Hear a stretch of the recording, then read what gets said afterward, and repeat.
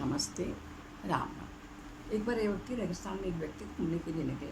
वो घूमने जा रहा था, घूमता रहा, कुछ दिन घूमा घूमा, सब खाने पीने का सब सामान उसके पास था, पर वो अचानक रास्ता भटक गया। वो रास्ता ढूंढता रहा 2-3 दिन उसके पास, वो जो खाने वो भी ख़त्म होने लगा। अब वो परेशान होने लगा कि यहाँ से मुझे रास्ता निकलने का दिख नहीं रहा है, और मैं तो अब यहीं, मेरे पूरे दिन यहीं हो रहा है, मुझे कुछ समझ में ही नहीं आ रहा।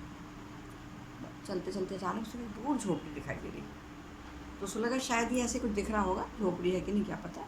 मृगतृष्णा के समान ही मुझे झोपड़ी लग रही है। मृगतृष्णा रेगिस्तान में प्राय होता है कि दूर रेतीली जगह पर सूर्य की किरणें चमक दिखाई, तो लगता है पानी है, पर वहाँ जाके देखो तो रेत ही रेत दिखती। तो उसको यही लगा, और उसने मन में विचार किया कि चलो चल के देख लेते हैं, वैसे तो अपन को भटक ही रहे हैं, क्या होगा देखा जाएगा, जाके देखते हैं कैसा होता क्या होता।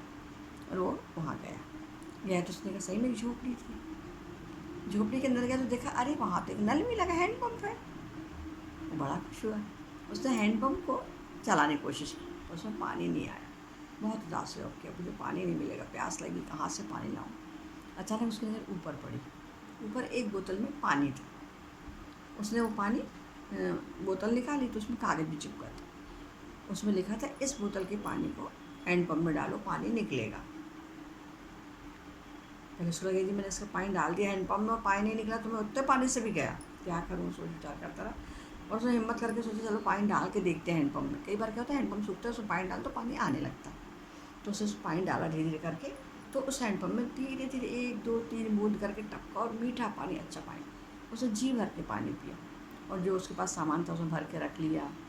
और उस बोतल में ये भी लिखा था कि जब आप जाओगे तो उस बोतल में पानी भर के ही जाना। उसने पानी किया भरा और बोतल में टांग। अचानक उसने एक बोतल और थी वहाँ पर टंगी थी, उसको उतारा, तो उसमें रेगिस्तान से बाहर निकलने का नक्शा भी था। उसने उसको ध्यान से देखा और याद कर लिया, और उसको वहीं लपेटा, वहीं बोतल में रख के वहीं टांग दिया और जाने लगा। जाते समय उसको याद आया तो वो लौटा सोच विचार करके, और उसने उस पानी वाली बोतल को निकाला। जो कागज़ पर लिखा था उसके आगे उसने यकीन मानिए, इस बोतल का पानी यदि आप हैंडपम्प में डालते तो ज़रूर पानी मिलेगा आपको ठंडा ठंडा पीने, विश्वास रखिए, और पानी ज़रूर डालिए। और ऐसे करके उसने फिर बोतल टांग दी, और वो वहाँ से वो चला गया, आगे अपना निकल गया, अपने घर पहुँच गया। तो हमें इस बात से ये सीख मिलती है, हमें ये सिखाती कि बुरी भी स्थिति रहे, कितनी बुरी स्थिति रहे, पर हमें अपनी उम्मीद नहीं छोड़ना चाहिए। उम्मीद हमेशा बना के रखना चाहिए, और बहुत बड़ा पाने से पहले हमें कुछ ना कुछ कोशिश करना पड़ता है। यदि वो छोटी सी बूंद बोतल के पानी को लालच में पी जाता तो उसको बहुत पानी नहीं मिलता, हैंडपम्प से पानी उसको नहीं मिलता। तो छोटी चीज़ को छोड़कर बड़ी की ओर हमें ध्यान देना चाहिए। और इसमें एक संदेश ये भी है कि प्रेम, यदि आप आपस में एक दूसरे प्रेम कर रहे हो, आपने हैंडपम्प गया वहाँ लिखा, और आपने लिखा भी अच्छा कि यकीन मानिए, मतलब आप चाहते हो कोई दूसरा आए तो वही भटके ना, और इसका पानी पिए, डाले हैंडपम्प में, आप ये भी चाहते हो।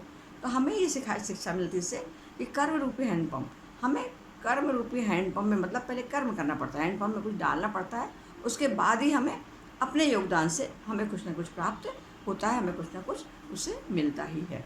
नमस्ते, राम राम।